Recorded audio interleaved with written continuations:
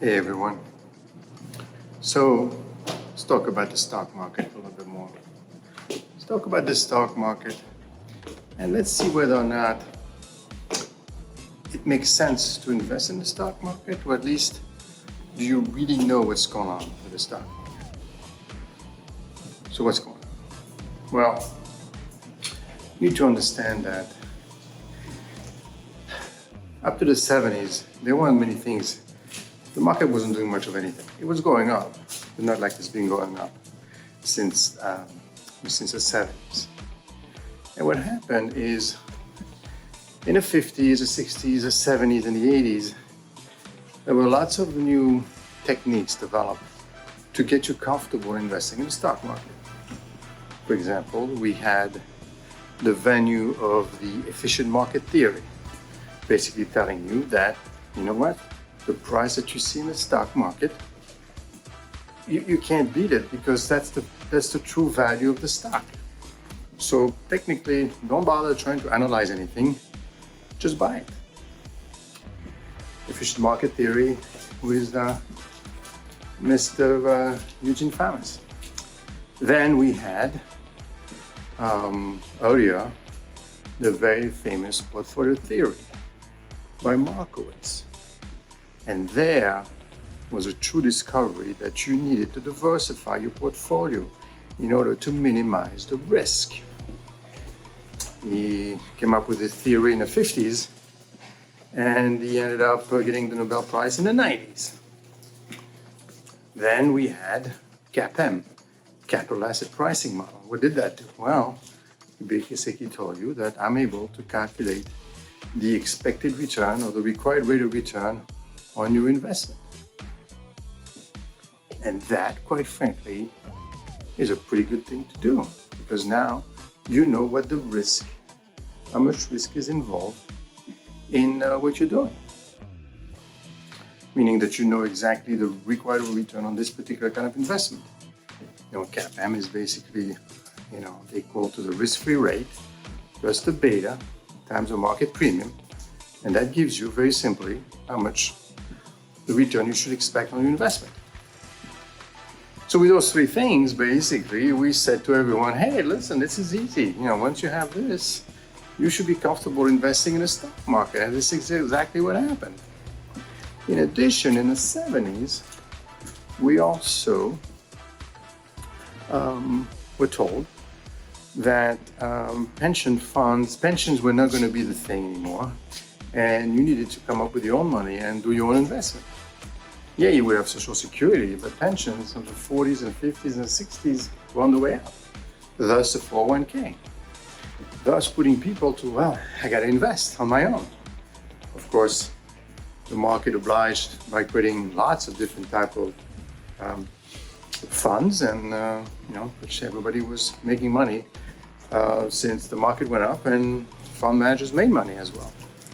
So everything really pushed everyone to get involved in the stock market and trying to understand, they thought that they knew what was going on because just buy the stock, buy the fund. But at the same time, you have to understand that in the 70s, during the last stagflation, it took a couple of years before the market recouped. Between 73 and 82, market down. Stagflation, which we might have a stagflation right now, and the market took a while to recover. Okay. Then you had 2000. Right? What happened in 2000? Well, we had the dot-com bubble. The Nasdaq actually dropped quite a bit. And it took about 15 years for it to go back. That's a long time for it to recover. What else do we have? Well, when you think about all these things, you realize that you're out there in the market and you're trying to make some money, and they tell you it's okay, come on in, you should be okay. Because we have, formulas for you. We're also giving you ways to invest.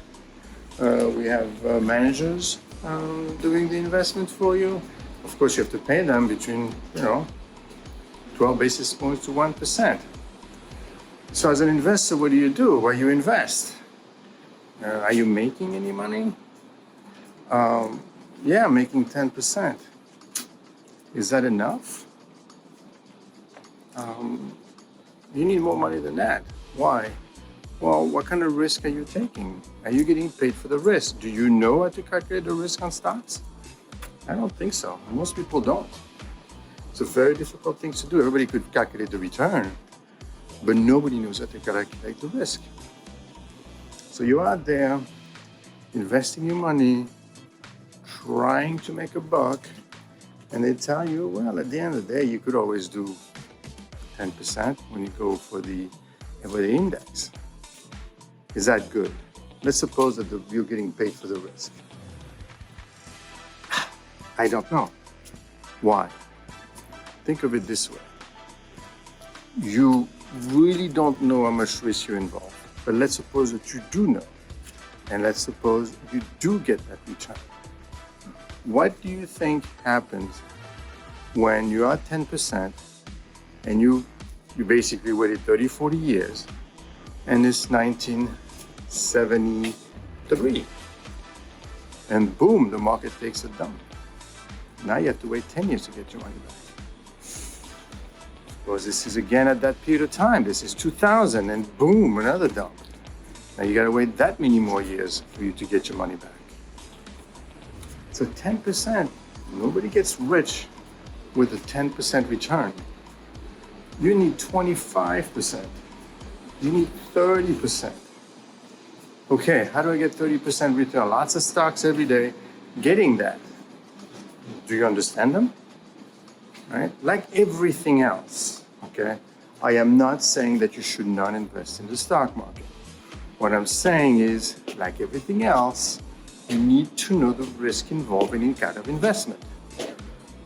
I'm not saying that you should go into real estate, because as I look at my other video, it tells you that real estate risk, there's lots of risk in real estate. Even though they tell you, hey, you just buy an investment, simply buy a property and collect the rent. It's a little more complicated than that. There's a lot more things going on. So basically, investors really don't know what they're getting themselves into, and that's the problem. And in addition to that, you might not have the time to afford to take a loss. But yet, I know this sounds very negative, but yet you need to invest. You need to put your money somewhere. Otherwise, what's the point, right? You can't have the money sitting in a saving account, especially when in inflationary time, and you lose your money. That is not good either. So you need to invest. You need to invest, but you also need to know what you're investing into. That is what's important. That is what you need to focus on. You need to understand that stocks are great. Sure, you make, go on any type of system right now and look for top performing stocks, 400%, 300%, 50%. Great returns. But is that enough?